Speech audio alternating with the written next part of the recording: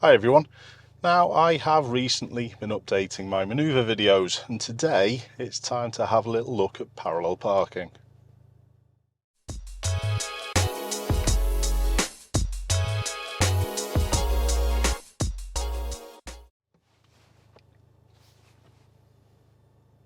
So the parallel park is also known as the reverse park. You probably need to understand both of those terms just in case your examiner says either. Effectively what we've got to do, we've got a vehicle in front of us and we're imagining if there was maybe another vehicle behind and we've got to pull alongside this one in front and then reverse back, finishing in the sort of space that we've got here. And we've got a maximum of 2 car lengths. So the space between our vehicle and the vehicle in front of us maximum can only be 1 car length, so we can't really go any further back than we are here at the moment. So I've already covered the observations and the clutch control stuff on different videos, so I'm not going to be mentioning any of that today. Please check out those other videos.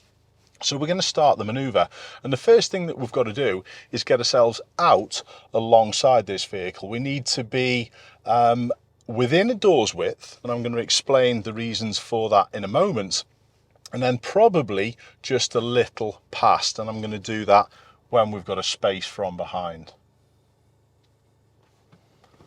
So we've got a little bit of room. Steer out early, and then it gives you an opportunity to steer back within that door's width. Now there are vehicles coming from behind, so I'm going to put a left signal on, and generally we finish just past this vehicle that we're going to reverse around, and I'm selecting reverse gear as early as I can.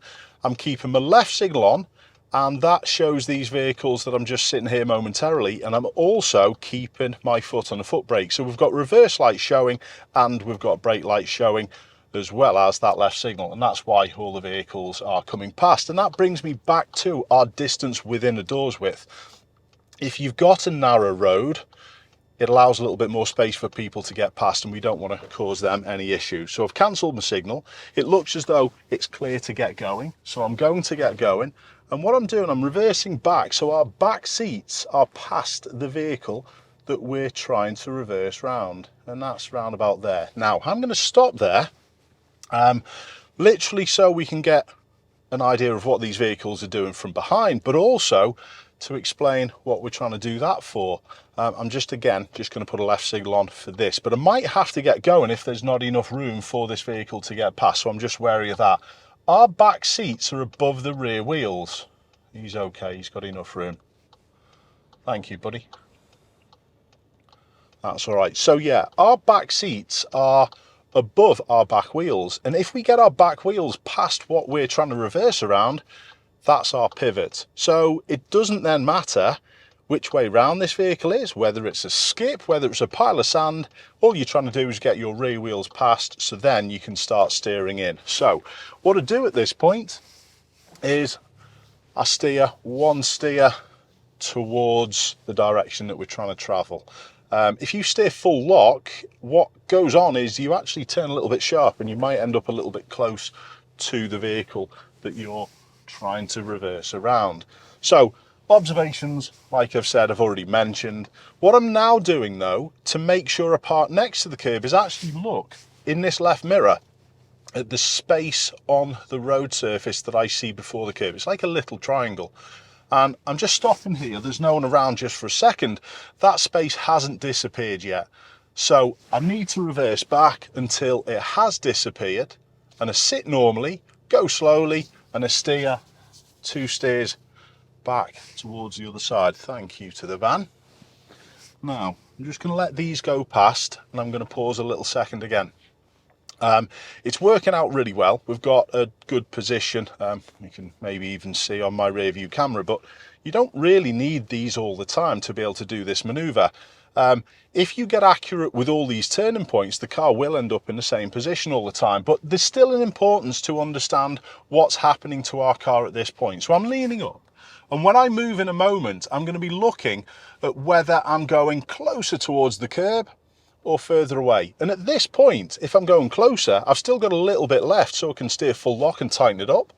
If I'm going away from the curb and I'm going wider, I could probably take some off. But as we see on the screen, it's looking pretty good, so I won't need to do much with it.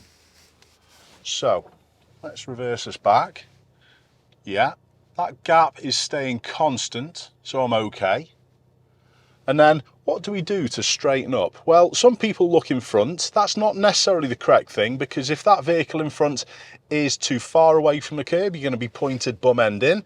If that vehicle is the other way and too close to the curb, you might be bum end out. What we're trying to straighten up with is the curb. So look at the curb.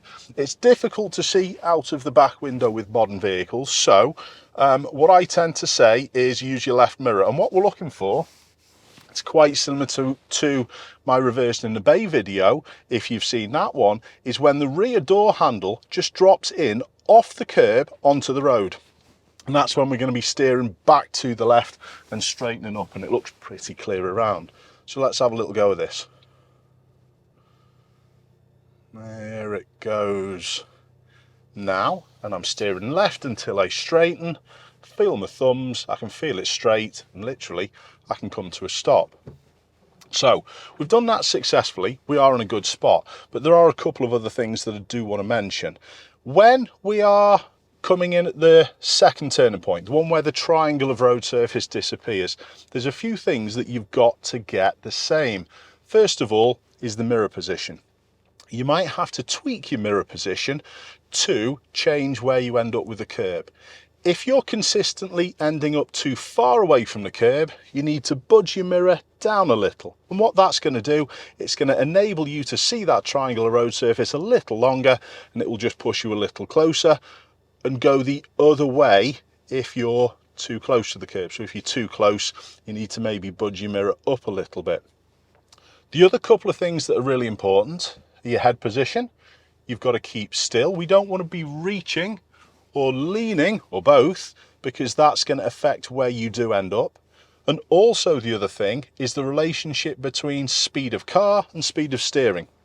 We don't want to dry steer, because that can damage the tyres. We just want to move really slowly, just about moving, and steer this steering really quickly. There's also a chance that you might need to fix this manoeuvre. Now that's not a problem. If you ever need to adjust, it's totally fine shuffling forward and then reversing back. Or in fact, if you've got to head back out that way and then do the road disappearing point again, that would still be okay. So remember, it's not a problem if you have to fix any part of this manoeuvre. I hope that helps. Let me know in the comments how you parallel park and whether that method is going to help you. Keep safe. I'll see you soon.